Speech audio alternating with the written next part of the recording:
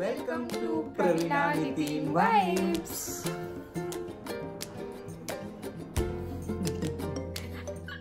नमस्कार, आज आपण पांडवलेणीचा व्ह्यू पाहणार आहोत। पांडवलेणी ही नाशिकमधील एक फेमस ट्रेकिंग पॉइंट आहे आणि या प्रवासात आज आपल्यासोबत नितीन पण आहेत। नमस्कार। हा जो वे आहे हा पांडवलेणीच्या केव्सचा ट्रेकिंग वे आहे। तर या पायऱ्या ज्या आहेत ना त्या केव्सपर्यंत पायऱ्या आहेत। केव्सच्या वरी पण डोंगर आहे मोठा, तिथून केव्सच्या वरून ॲक्च्युअल ट्रेकिंग चालू होते। तिकडे पायऱ्या वगैरे काही नाही आहेत, ती खरी ट्रेकिंग ना? Yes yes. आणि हा एकदम मस्त ब्युटिफुल व्ह्यू आहे आपल्या ऑन द वेचा। तर याचा आपण आनंद घेत घेत पुढे चलू।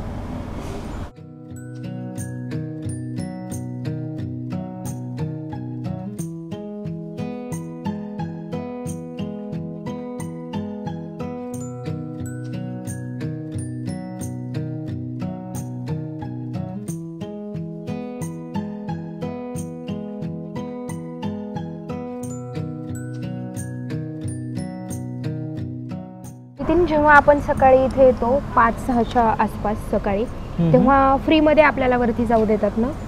हो, ट्रेकिंगसाठी ॲक्च्युली ना इथं पांडवलेणी केव्स पाहण्यासाठी तिकीट आहे। नॉमिनल फीस असते 25 रुपये पर पर्सन।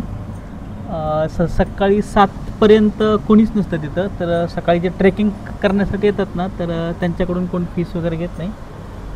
आणि आता आपण सकाळचा टाइम पण खूप चांगला टाइम आहे विजिट करण्यासाठी इथे ट्रेकिंगसाठी, बरोबर। Yes, yes. आणि आता आपण पोहोचलोय पांडवलेणीला। यस, आणि हा व्ह्यू आहे। दगडांना हात लावून चेक करतात कशी छान।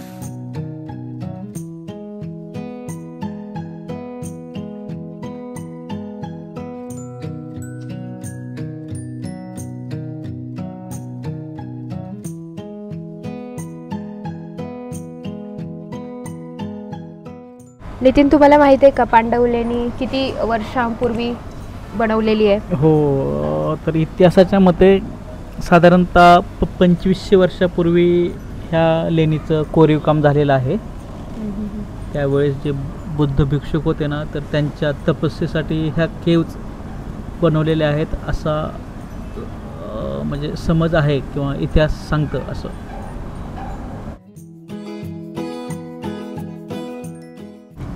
खूप असं सुंदर रेखीव कोरीव काम हे त्यावेळेस केलेलं आहे त्यांनी, काही टेक्नॉलॉजी नसताना 2500 वर्षापूर्वी। आणि अशा सुंदर सुंदर ना इथे टोटल 24 गुफा आहेत। आणि इथले स्तंभ आणि त्यावरचं कोरीव काम, शिलालेख हे पण किती अप्रतिम आहे ना नितीन? येस।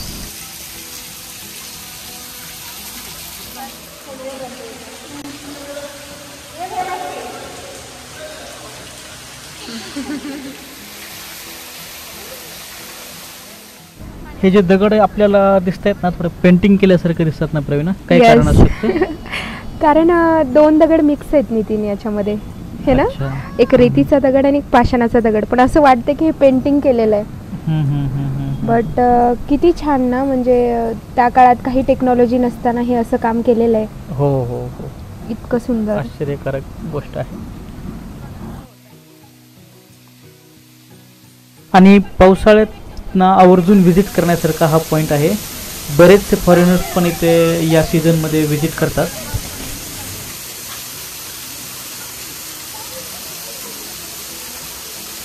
जर आपण कधी नाशिकमध्ये आलात तर पांडवलेणीला आवर्जून व्हिजिट द्या, इस्पेशली पावसाळ्यात।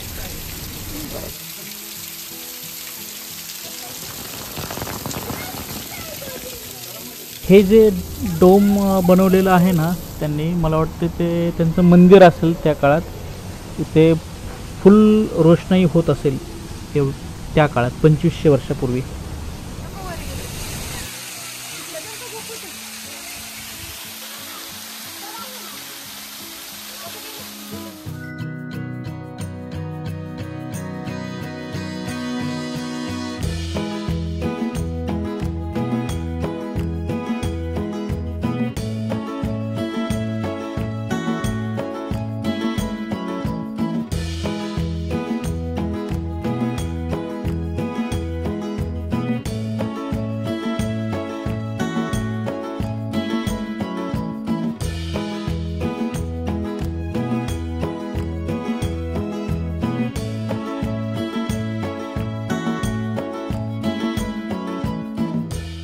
ॲक्च्युली ना हा पांडवलेणी हा जो स्पॉट आहे तो ध्यान धारणेसाठी बनवला गेला होता.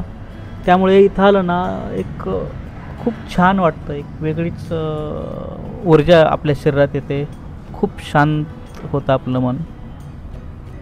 आणि पांडवलेणीच्या या प्रवासात आपण इथेच थांबतोय.